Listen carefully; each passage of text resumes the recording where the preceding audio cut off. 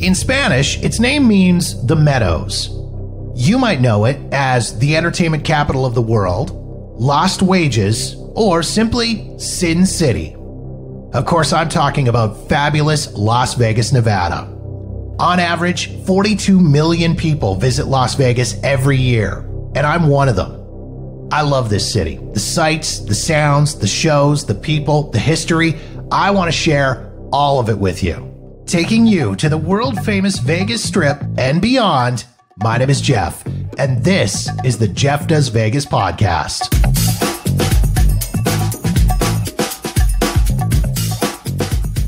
Hey there, and welcome to the best of the Jeff Does Vegas podcast. One of the things I've enjoyed the most about doing this podcast is helping all of you guys plan your own trips to Las Vegas. And I've been able to do that in a couple of different ways. Firstly, with my trip report episodes.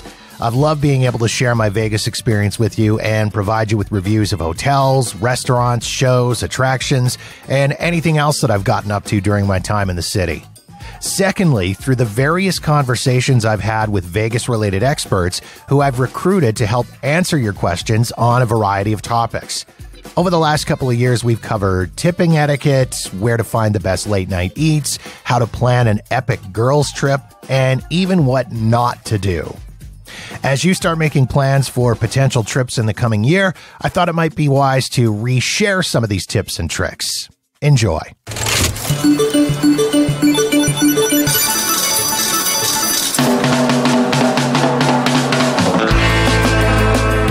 We begin by heading all the way back to episode number 16, Classic Vegas Mistakes, sharing everything you shouldn't do on a Vegas trip, but probably have. Here's author and casino industry veteran, David DeMont-Mullen. The first one is your group that you're going to travel to Vegas with, right? Can't have too few, can't have less than 3, can't have too many, can't have more than 8. If you go either kind of way, that becomes difficult.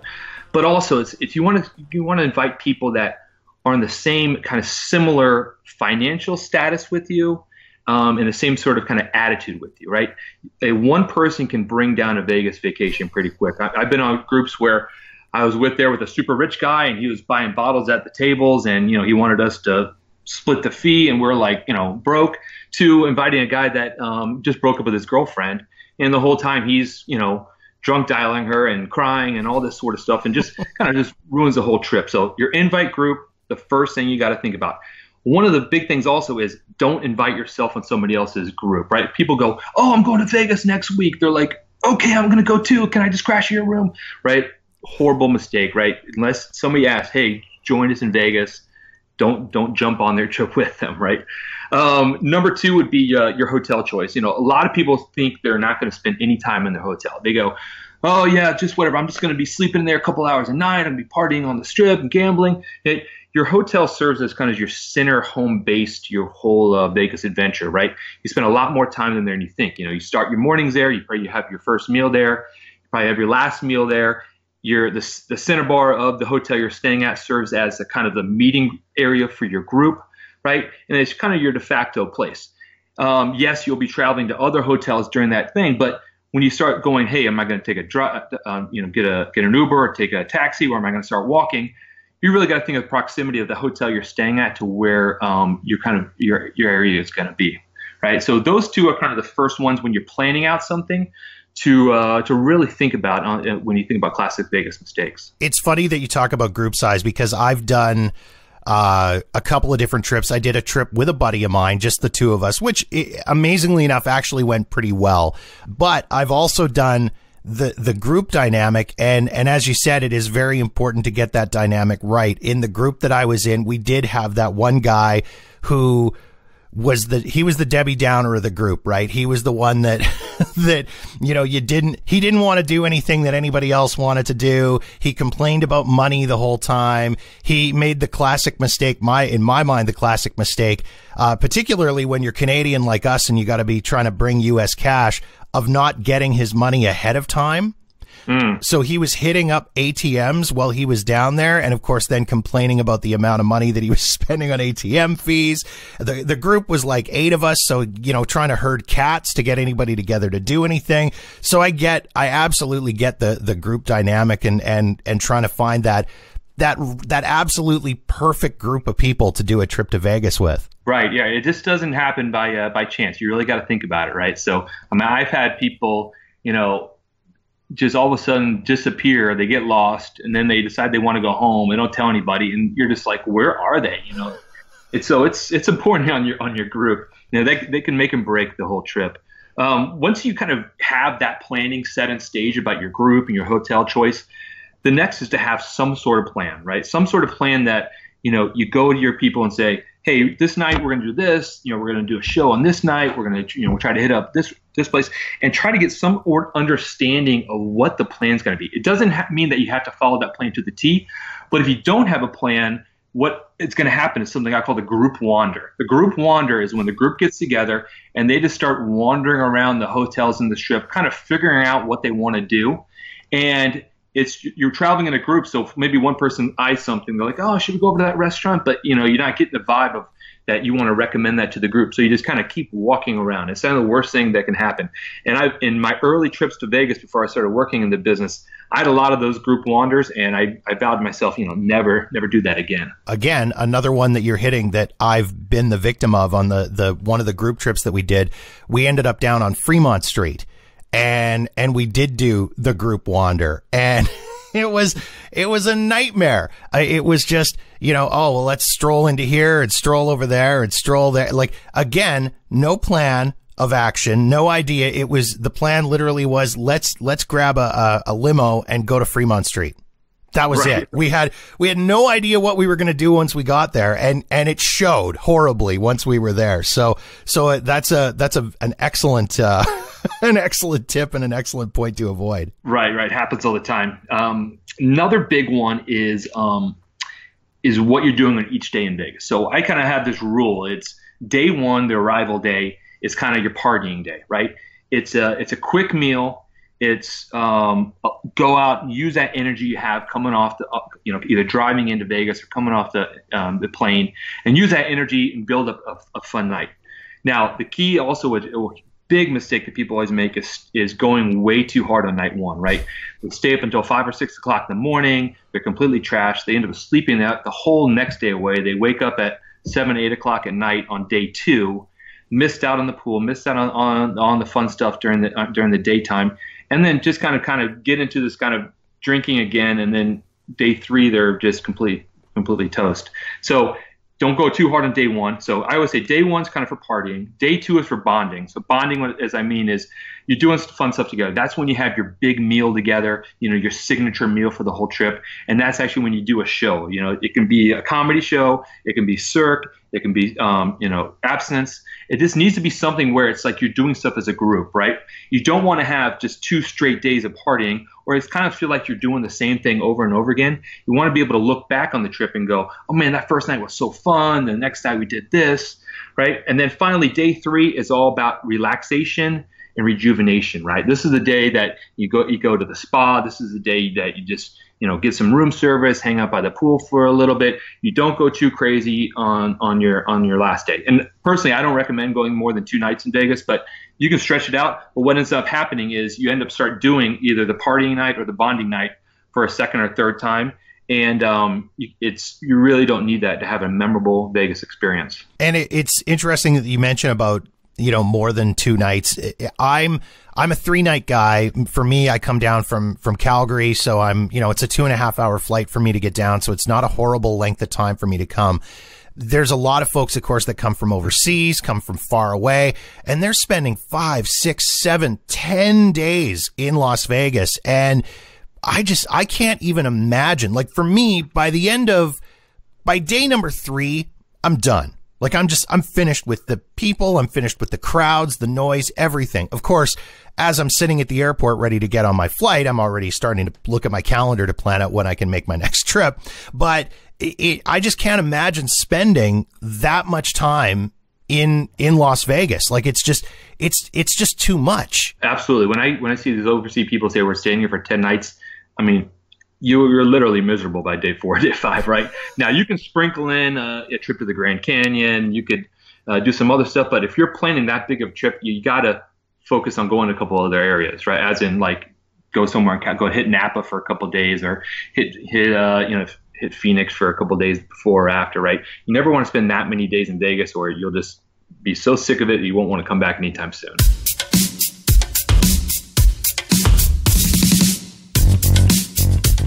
Up next, from episode number 53, Girls Gone Vegas, I'm joined by MJ and Bree, the hosts of the Keeping It Casual podcast, as they help you sort out the best girls trip ever.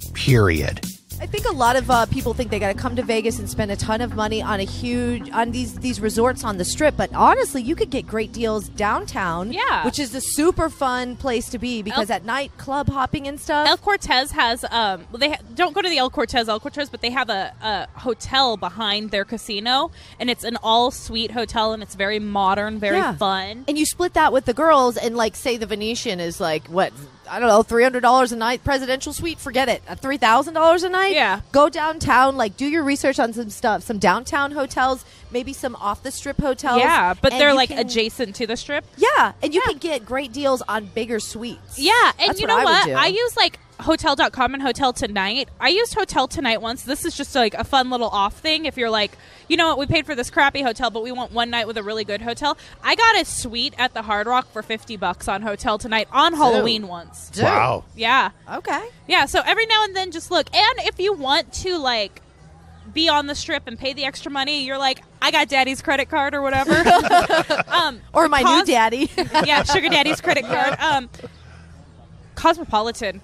If it's worth the money. Wow, yeah. That So one's good. worth the money. And here's the thing to know, too. If you have a pool party, you have your eye on, or a nightclub you have your eye on. If you stay at that hotel, you get complimentary entry. Yep. So if you're coming in the summertime, pick a dope spot with a great pool, because that's where you're going to be hanging. Like, look and see, like, oh, this DJ is going to be spinning. You could sit at a boring pool that's fabulous, or you can go to one that's, like, serving cocktails, having a nightclub during the day. The Palms is so fun for that. MGM also has a lazy river. Park MGM has Mandalay Bay. Mandalay Bay. Oh, Mandalay Bay Beach. Yeah, Mandalay Beach is great. And if you want to go to a concert, if you're coming in the summer and there's a concert at the Mandalay Bay Beach, man. Oof. I would recommend, if you're going to come to the summer and you're going to go, your dates are flexible, check the concert calendar at Mandalay Beach, because so many great shows, like 311 every year, all the great Sublime reggae with bands, Rome. Sublime, Dirty Heads, Revolution, Iration, stuff like that are going to be on Mandalay Beach. If you could kick it that weekend, you're going to get discount on tickets and everything. Yeah. And they have their topless pool there. Oh, yeah, they do. Yeah. Mandalay Bay is another fave on the Strip. Yes. Yeah. All right. Yeah. Okay. Anyway, so we got hotels down. Yeah. Okay. What else now, do we need? I staying in the vein of hotels, this is a question that's always kind of fascinated me with the girl trips, is the rooming arrangements.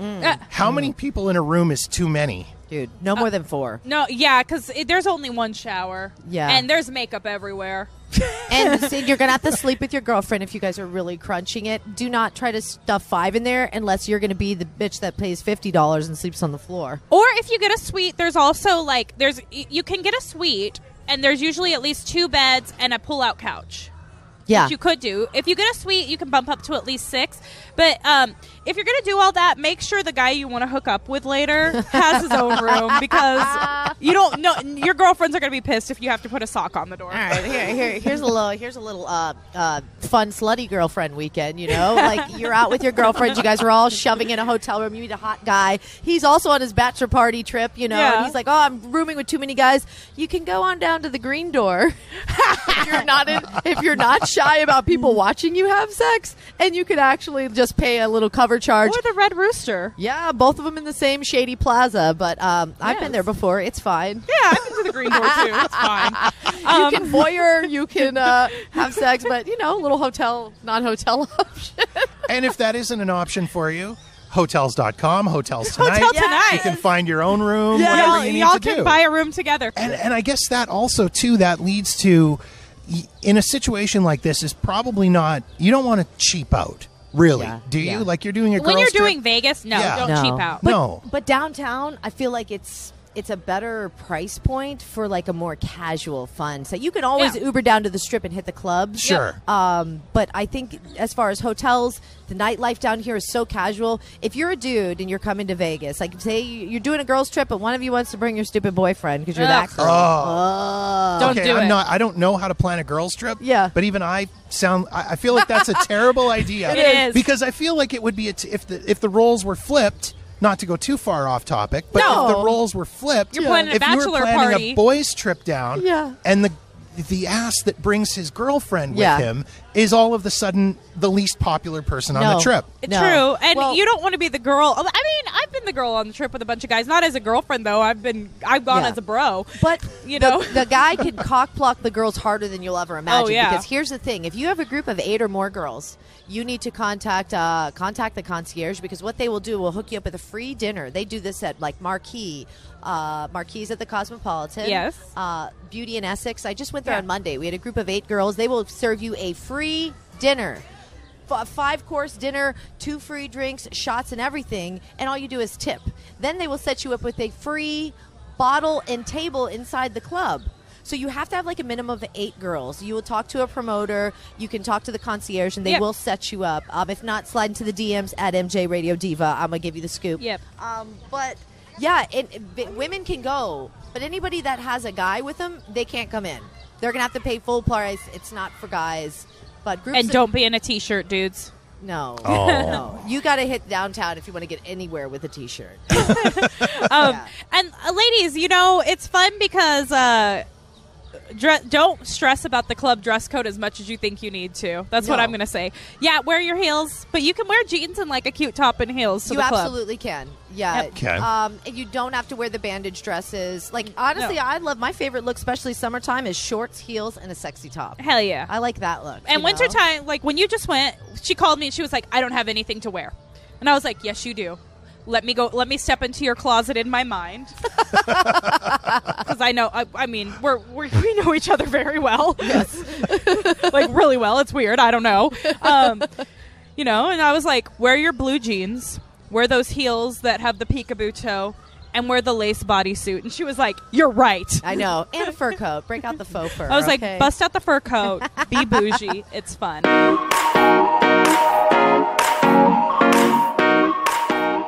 Next, from episode number 56, Midnight Munchies, Las Vegas foodie and Instagrammer Lindsay Stewart hops on the podcast to help you plan out your potential 3 a.m. restaurant stops along the way back to your hotel room.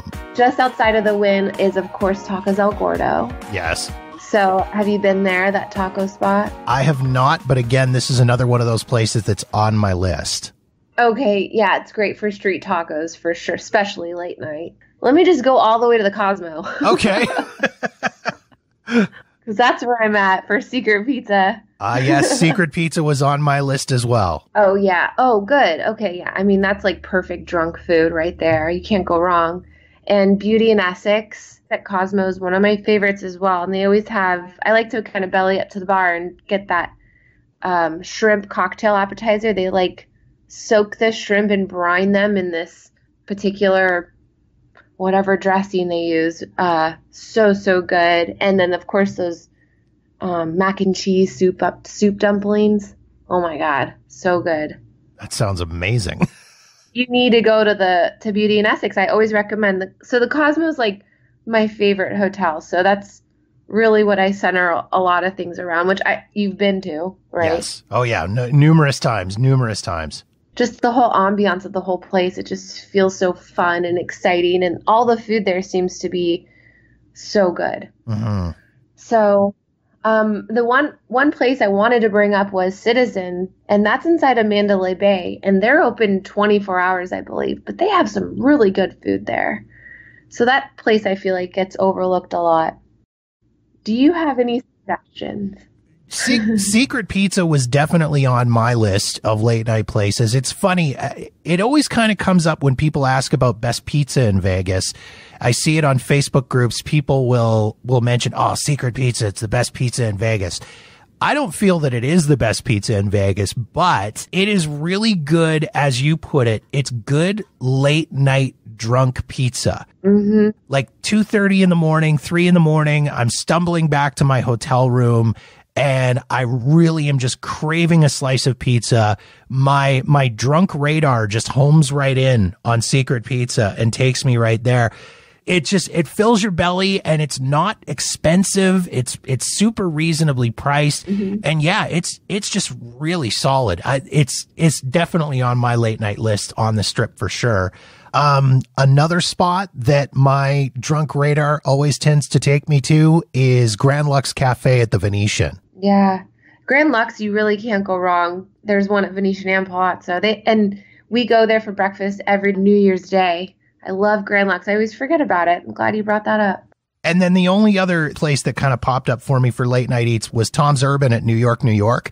They do a decent late night happy hour where they do half price appetizers and things like that. My wife and I went there on a trip back last spring. We didn't get into town until late at night and we didn't want to eat. We were hungry, but we didn't want to eat anything super heavy because we were bagged from the trip and we wanted to go to bed without feeling like a bag of garbage.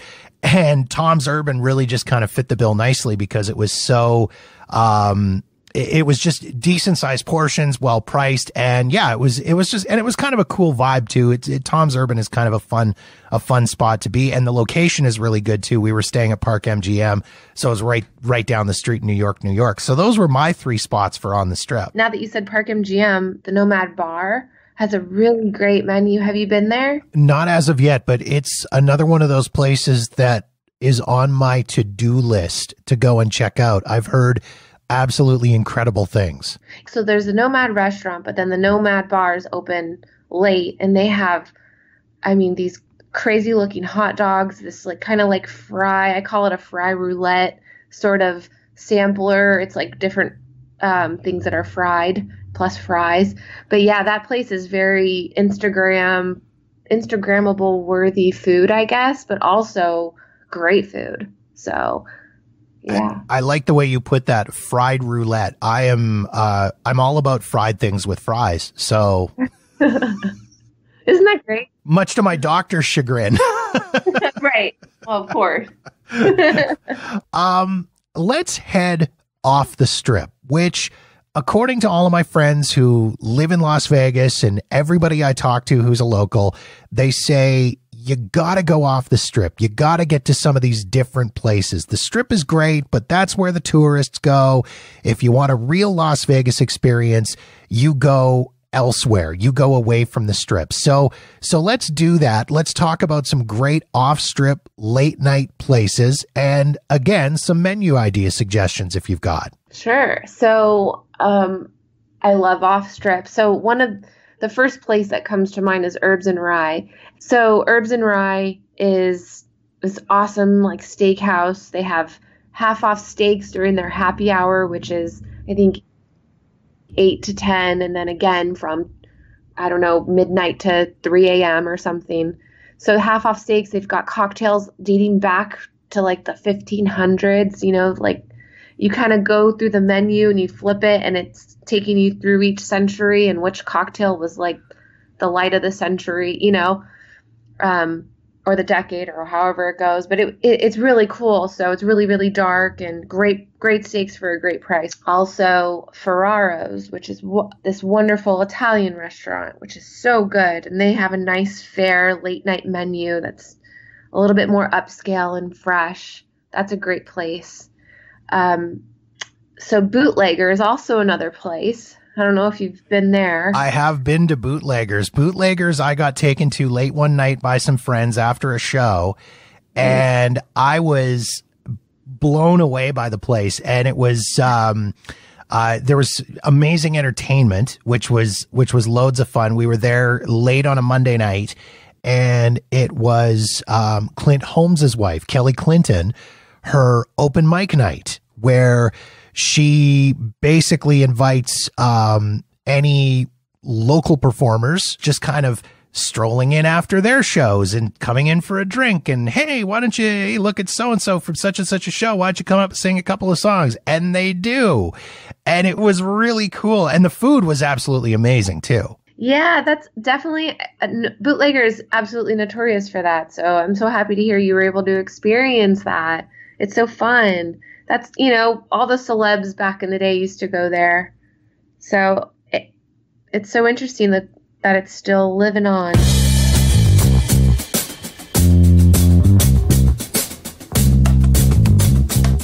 And finally, from episode number 59, The Tipping Point, international etiquette expert Jacqueline Whitmore joins me to unravel the mystery and controversy behind tipping in Las Vegas.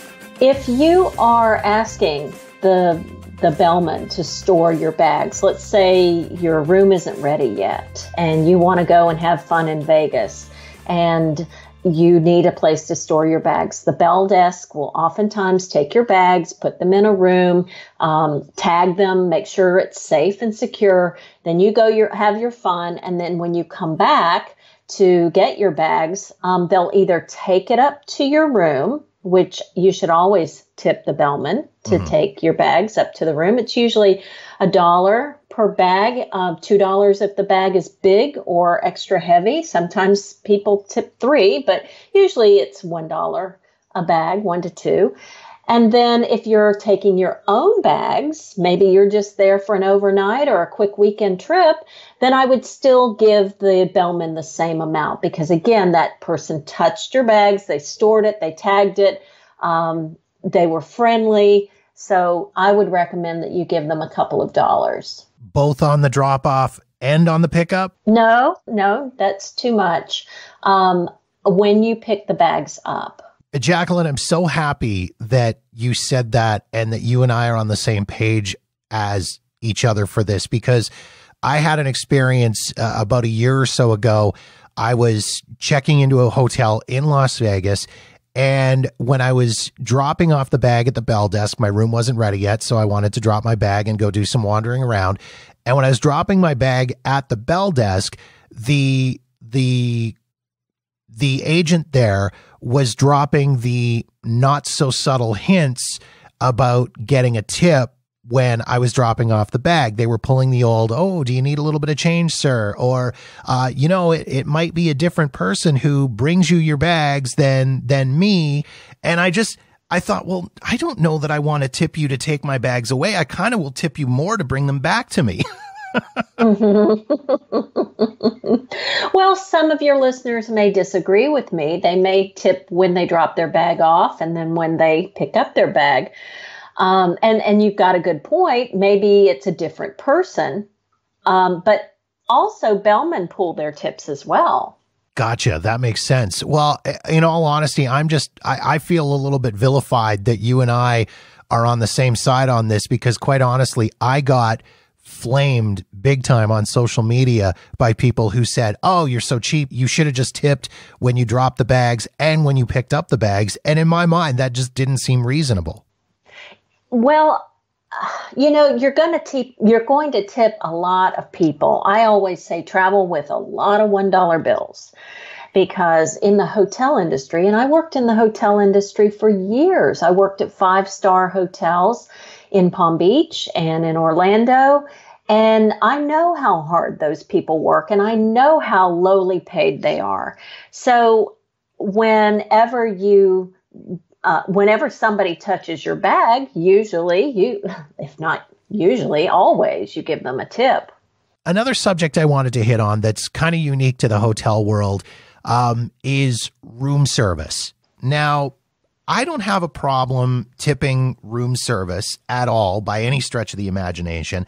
But where things have become really interesting, and I've noticed this in the hotels that still offer room service, is most will charge a service fee for bringing you the food to your room, which again, I get that's reasonable because they're providing a service and bringing it up to you, and it's not exactly convenient. But a lot of them have started charging an auto gratuity. They're throwing an automatic 15 or 20% on the bill as a gratuity. If that's the case, should I still be tipping the person that brings it to my room, or is that auto gratuity? Is that there? Should I just be saying, "Thanks, here you go"? Well, you're right. Hotels will charge a service fee. Usually it's 18% for the server to bring it to your room, to set up the table, if they still do that. I mean, so many hotels now are going to these brown bag breakfasts, which I don't like. But anyway, if they bring the table in, they set it up for you, they pour your coffee, etc. That's the 18% that oftentimes they'll put on there. Then if they don't have any kind of tip on there, now if they do, if it's a automatic gratuity, I would not pay on top of that. But I'll oftentimes just ask the server, is this service charge also known as gratuity? And some of them will say yes. And then if I'm happy with the service, I might give them another $1. But other than that, I usually do not tip extra with room service because there is an additional fee already on the bill. Now, what about housekeeping? This is a very contentious one that tends to pop up on various discussion boards that I'm involved with. This is a tough one because I get it. I've been in some nasty hotel rooms in Las Vegas, and I've seen the way people treat hotel rooms in Las Vegas. Mm-hmm. So the housekeepers are earning every single penny that they make when they're there, and should be, in my opinion, the most highly paid people in Las Vegas for what they have to deal with. Tipping housekeeping is a discussion that always tends to come up. Should you be tipping housekeeping? How much should you be tipping them? When should you be tipping them?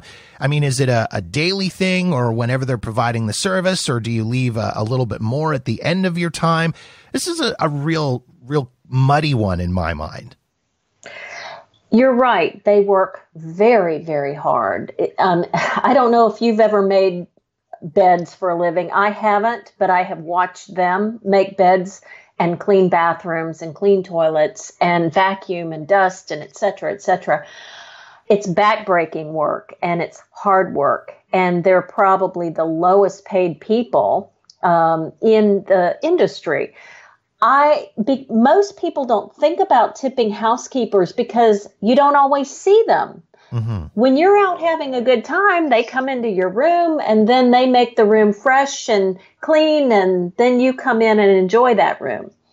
So I tip the housekeeper every night, and it might be just a couple dollars. It's not much, $2 or $3, and I leave it on the bed or the bathroom counter because housekeepers are oftentimes different every single day. So if you leave it at the end of the stay, that person may not have serviced your room a week ago when you checked in.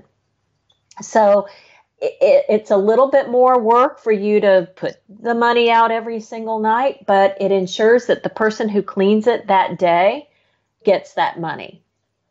And I mean, I guess the other question, and this is kind of a silly one, I guess, is should I be varying my tip on how messy my room is? And the only reason I ask is that, I mean, when I travel, I'm by myself. I keep my room clean. I can't stand clutter in a hotel room.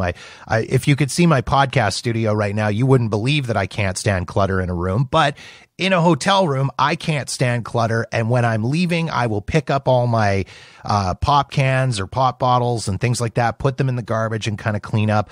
Should I just say, you know what, I'm just going to leave a couple of bucks per night or whatever, or a little bit more at the end of it? Or should I be, I mean, how should I handle that, I guess? So I guess your question is, if you're a messy person, should you leave more money? Sure. You know what? That's a much more eloquent way of asking that question. And should I be paying for someone else to be more messy is what I guess I'm asking. Well, you're really not paying for somebody else. You're paying for that housekeeper to take care of you, or you take care of your room. And I mean, messy is subjective. I may think you're messy, but you may not think you're messy. So I guess to answer your question, I would say if you've had a party in your room and you know the housekeeper needs to clean that up the next day, then I would say be pretty generous. Leave that person some extra money. And is it just a good practice and as you said earlier, good karma to maybe leave a few extra bucks at the end of your stay just because that person is going to have to do a little extra work, like maybe changing sheets, replacing towels, things like that? Yes, that would be a good standard to apply. Just remember that last person who sees your room will be changing all the towels, all the sheets, although depending on your length of stay, you may have already had that done. So, that's kind of a gray area, but I would say don't forget your housekeepers. I'm happy that we were able to dive into this one in particular because the whole whether or not to tip the housekeeping staff at a hotel is one that seems to really bring up a lot of fire and fury and heated discussion on various Vegas-related message boards and Facebook pages and such. Well, I hope more people tip their housekeeper because of this particular podcast.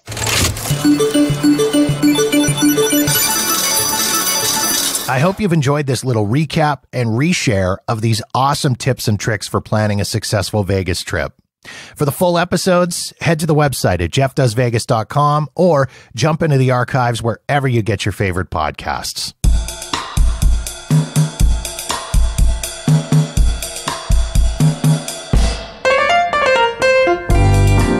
And that wraps up another episode of the podcast. If you've got feedback on this episode of the show, or any other episode for that matter, or you've got suggestions and ideas for topics you'd like me to cover on an upcoming episode, please feel free to reach out to me via Facebook, Twitter, or Instagram at Jeff Does Vegas. You can also email me directly at jeff@jeffdoesvegas.com. In the meantime, thank you so much for checking out the show. Be sure to subscribe for free wherever you get your podcasts so you'll know the moment new episodes are available. And don't forget to visit jeffdoesvegas.com for past episodes and show notes.